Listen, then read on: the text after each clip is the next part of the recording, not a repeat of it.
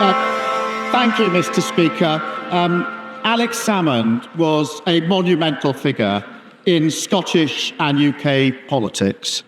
He leaves a lasting legacy, and I know that the deepest condolences of the whole House are with Moira, his family, and his loved ones. Mr. Speaker, this week we also remember our colleague and friend, Sir David Amess, whose kindness and commitment to public service continues to inspire us all. And I know how deeply this was felt on the benches opposite, and I'm so glad that his plaque is here in the House with us. I also want to acknowledge the extraordinary life of Holocaust survivor Lily Ebbett, whose message of hope showed such courage. May her memory be a blessing. Mr. Speaker, we also extend our sympathies to the family of General Sir Mike Jackson. He was an inspirational leader of the British Army and served with distinction. Mr. Speaker, I know the whole House will join me in wishing the best of luck to the new England manager, Thomas Tuchel. I won't hold his old job against him, but I wish him well in the new one. Mr. Speaker, this morning I had meetings with ministerial colleagues and others in addition to my duties in this House. I shall have further such meetings later today. Dr. Donachek. Thank you, Mr. Speaker. In last week's maternity services debate, we heard of the devastating impact of the removal of consultant-led maternity services from a hospital. Now, under the previous government's unfunded new hospital programme, there were proposals to remove consultant-led maternity services from our hospital in Winchester. Could the Prime Minister reassure me and my constituents that under the new government, that maternity, consultant-led maternity services and A&E services will remain in Winchester, and will he commit to funding properly the backlog of maintenance that has developed in our hospital in Winchester? Well, I thank him for raising this very important issue and for championing the voices of women in his constituency. We are committed to ensure that all women and babies receive safe, compassionate and personalised care through pregnancy, birth and critical following months. Reconfiguration of the services, as he knows, is a matter for the integrated care boards, important as it allows decisions to be made locally and tailored to local interests. But all changes should be based on evidence, clinically led, and involve engagement with patients to ensure they'll deliver better outcomes. It's a very important issue. Thank you, Mr. Speaker. Whitby Interactive has provided inclusive play schemes and holiday activities for children and young people with special educational needs and disabilities for 26 years. It has been a lifeline for families continually failed by Conservative governments. But Interactive is set to close due to a funding shortfall. Does the Prime Minister agree with me that action to tackle the crisis in SEND provision is urgently needed and that charities like Interactive deserve our support more than ever? Yes, I do, and I know this will be a concerning time for families who rely on the brilliant work of Whitby Interactive. Children with special educational needs and disabilities have been failed for too long, and this comes up repeatedly in this House, with parents struggling to get their children the support that they need and that they deserve. We must raise the standards for every child so they can succeed in education. We will fix the foundations, Mr. Speaker, and ensure every child can achieve their potential. Leader of the Opposition, Rishi Sunak. Can I join with the Prime Minister's words of tribute to Alex Salmond and the Holocaust survivor Lily Ebbett, and thank him for his kind words about Sir David Amess. We remember him fondly, and we will be thinking of all their families at this moment. Mr. Speaker, this week, China has carried out unwarranted, aggressive and intimidatory military exercises in the Taiwan Strait. Our allies are rightly concerned. After worrying reports that the government may have intervened to stop a visit to the UK by the former Taiwanese president, can the Prime Minister confirm that the Foreign Secretary will use his meetings in Beijing this week to condemn China's dangerous escalatory acts in the Strait? I thank him for his question. The continued military activity in the Strait is not conducive to peace and stability. And stability of the Taiwan Straits is in all of our interest. On the wider point that he raises, we will cooperate where we can as permanent members of the UN Security Council, issues like net zero, health and trade, compete where we have different interests, but challenge the point he makes is absolutely right where it's needed to protect national security, human rights and our values, and we will put that challenge there. Yes, so that. Well, given what the Prime Minister said, and I agree, of course, we must engage when we should use that engagement for our national interests. I hope that the Foreign Secretary will unequivocally condemn this military escalation and stand up for democracy in Taiwan. Now, the whole House will be concerned about the fate of the democracy campaigner, Jimmy Lai. He is a British citizen who has been wrongly imprisoned in Hong Kong for 4 years. The previous government pressured China for his release. Does the Prime Minister agree that this is a politically motivated prosecution and that it is a breach of China's legal obligations to Hong Kong under the Sino-British Declaration? Yes, and this case, as he will understand, is a priority for the government. We do call on the Hong Kong authorities to release immediately our British national, and the Foreign Secretary raised this case in his first meeting with China's foreign minister, and we will continue to do so. Rishi Sunak. Well, I thank the Prime Minister for that answer. Now, China, as he knows, has become a decisive enabler of Russia's war against Ukraine, supplying the vast majority now of Russia's imported military microelectronics and components, worsening the suffering of the Ukrainian people. So can the Prime Minister confirm that he is prepared to sanction any Chinese business or individual involved in aiding Russia's invasion of Ukraine, including secondary sanctions on financial institutions? Yes, and we've called for that in the past. We continue to do so, and I hope this is an issue where we can have unity across the House. Rishi Sunak. Yes, I can assure the Prime Minister of his support. It is something that we began. The United States recently have expanded their sanctions, and I hope that the new government will continue to look at doing the same. Now, the last government also established a new system of registration and monitoring to protect the UK from interference from foreign states, including China, Russia, and Iran. Called the Foreign Influence Registration Scheme, it was described as essential by MI5 in the fight to help keep Britain safe. But since the Prime Minister took office, he has halted its implementation. Why? That isn't correct. Rishi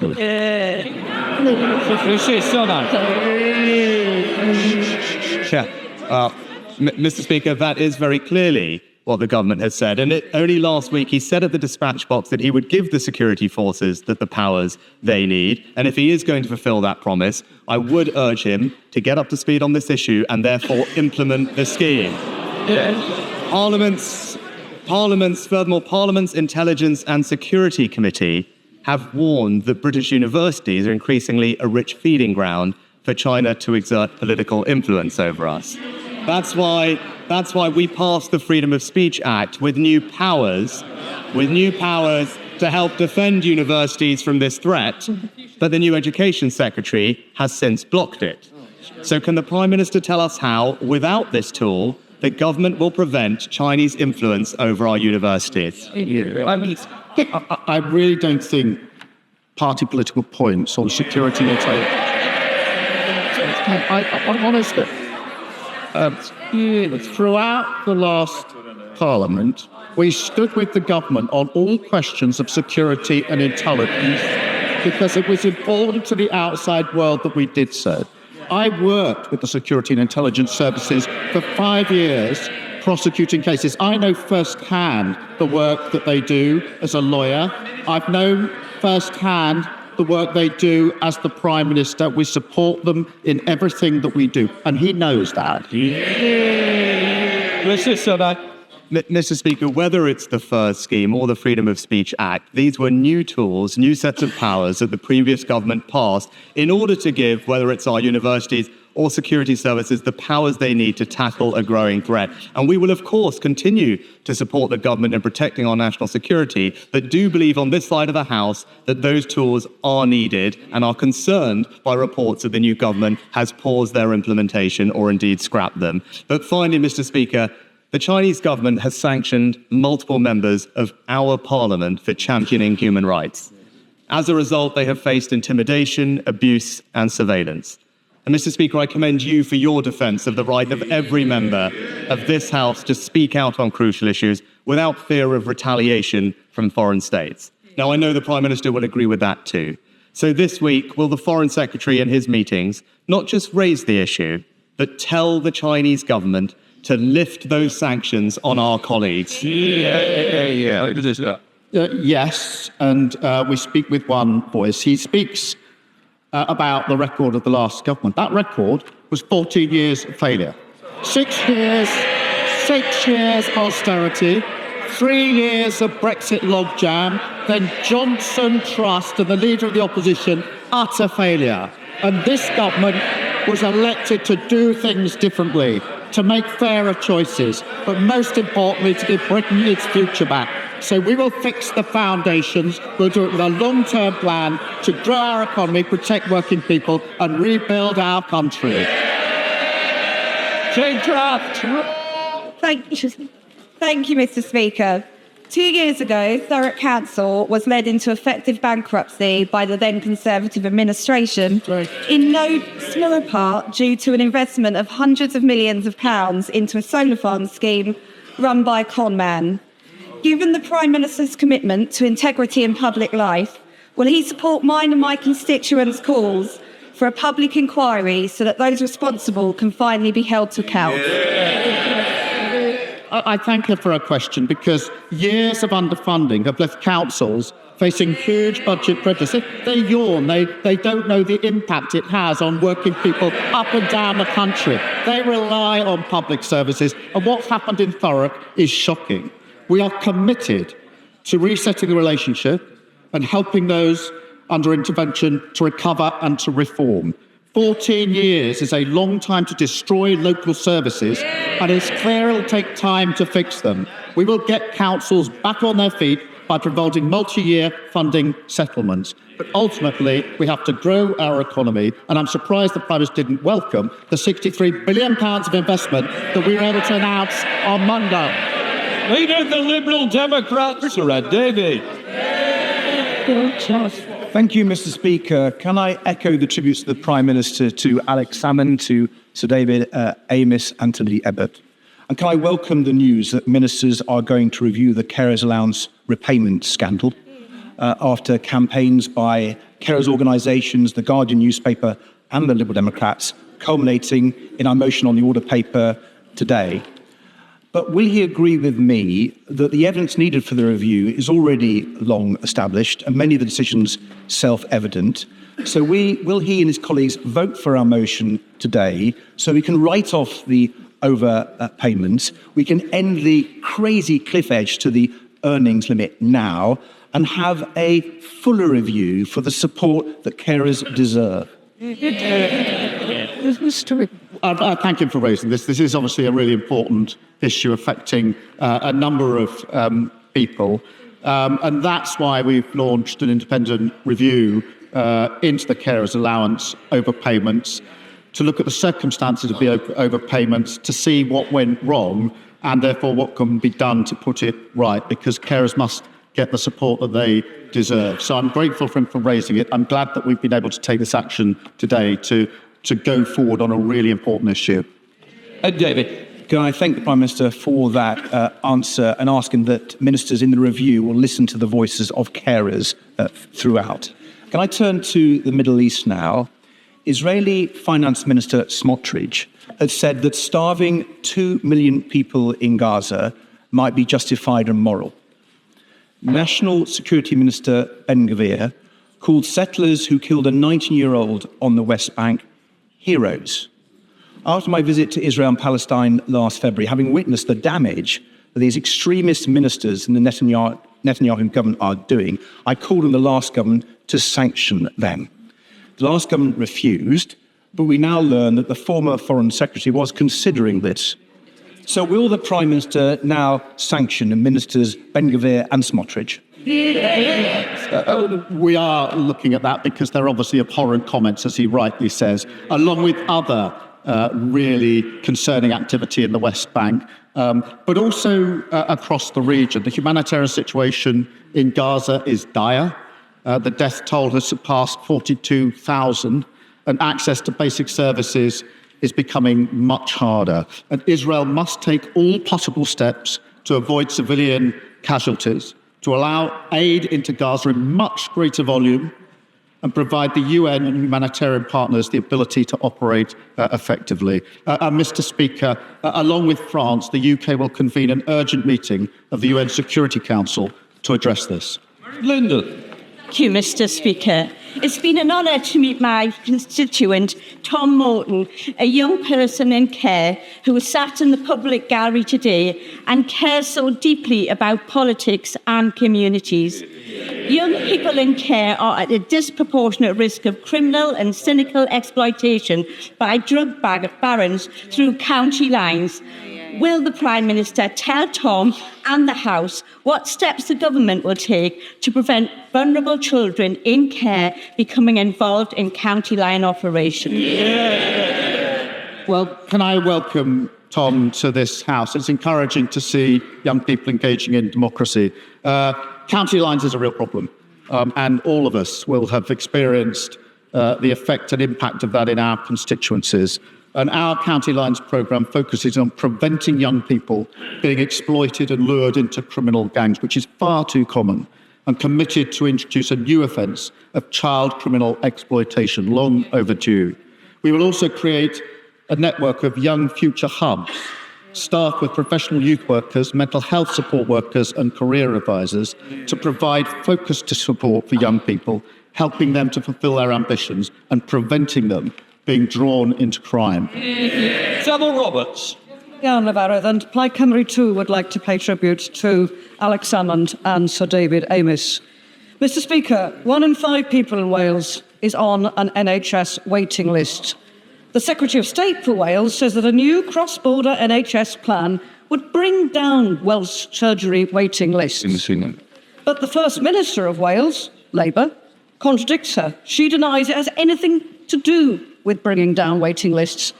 Are they making it up as they go along? The difference is this: we now have a Westminster government that wants to work with the Welsh government to deliver to the people of Wales. For 14 long years, the Welsh government was in a position where the then government was in conflict with them. So now we will work together, collaborate, and ensure that together we deliver across Wales. Grace MacDonald. Thank you, Mr. Speaker. Will my right honourable friend, the Prime Minister, join me in praising our Labour Police and Crime Commissioner for Cleveland, Matt Story, who's working with me to tackle knife crime, drug crime and antisocial behaviour in Stockton North, and assure my constituents that under this Labour government we'll see more police officers in Stockton and Billingham. Well, I welcome his work with the new Labour Police and Crime Commissioner. And it's sad to say that in Cleveland, full-time equivalent police officers fell by over 12% under the last government. When you fail on the economy and growth, those are the types of things that happen across the country. As part of our neighbourhood policing guarantee, we'll put 13,000 more neighbourhood police and PCSOs back on our streets and ensure every community has a named local officer. Through our Safer Streets mission, we will tackle illegal drugs, half-knife crime, and crack down on antisocial behaviour and go after the gangs that lure young people into violence. Thank you, Mr. Speaker. As evidenced by some earlier questions, issues surrounding SEND, local government finance, and adult social care are issues which affect all of our constituents. And let's be honest, Mr. Speaker, for too long, both parties have ducked and dodged taking the difficult but necessary decisions. In order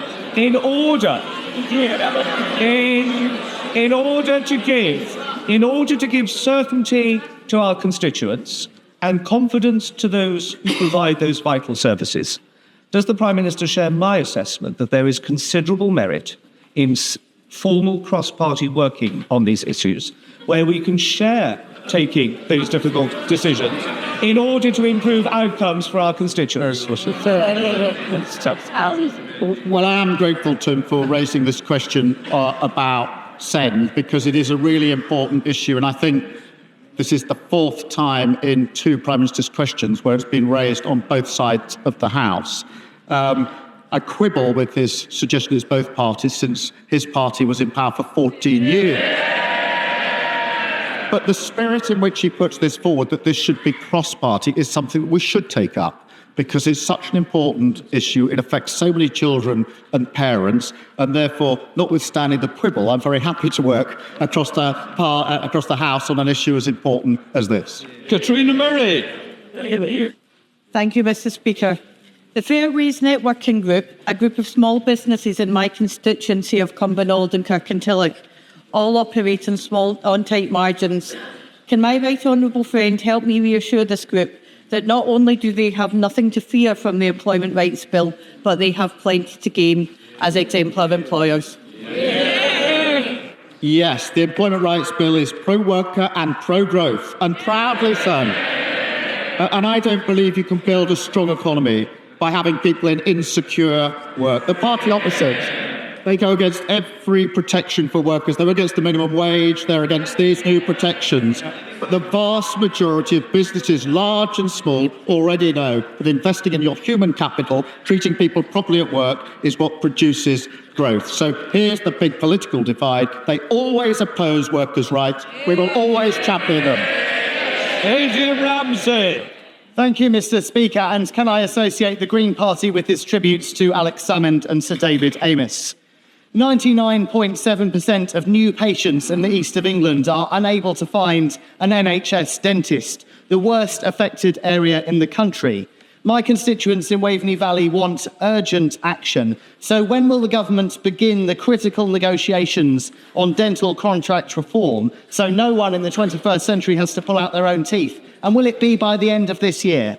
Well, he raises a really important issue, because dentistry was left in a shocking state by the last government.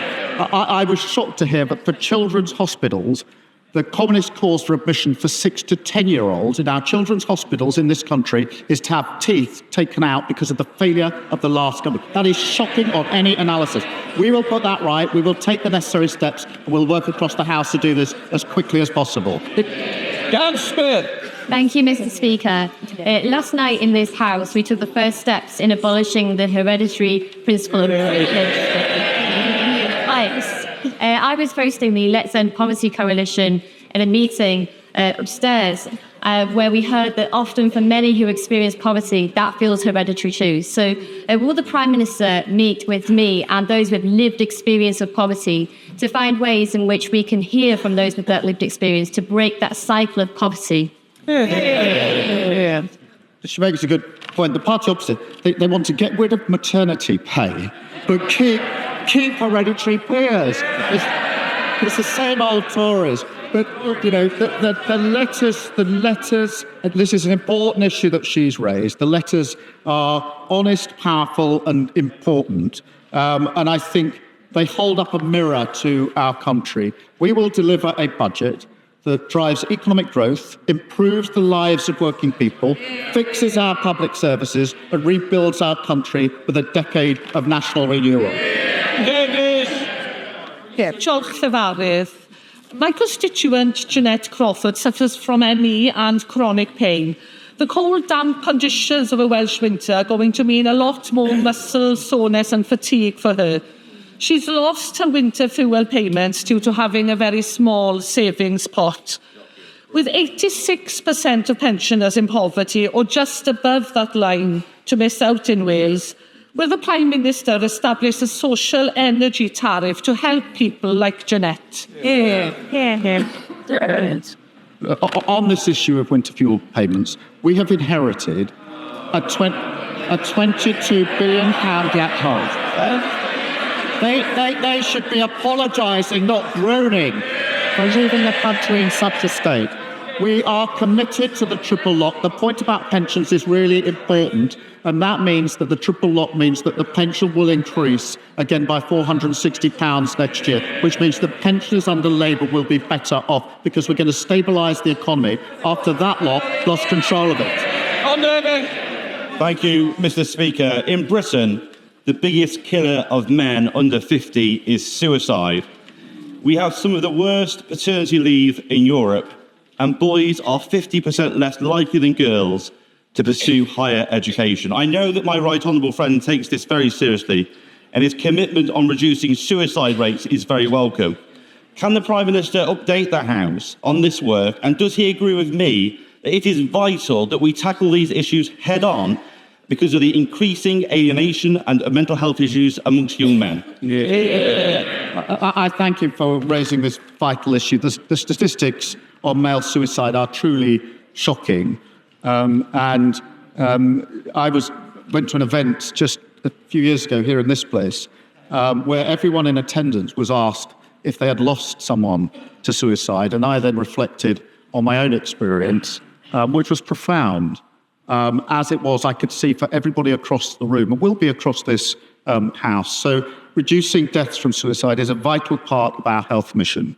We're recruiting an additional 8,500 mental health workers, specially trained to support people at risk of suicide, to provide faster treatment and ease pressure on our services. Rishi Sunak. Thank you, Mr. Speaker. Group Captain Lizzie Nichol had an exemplary career with the RAF until she was forced to resign for refusing to implement illegal recruitment orders.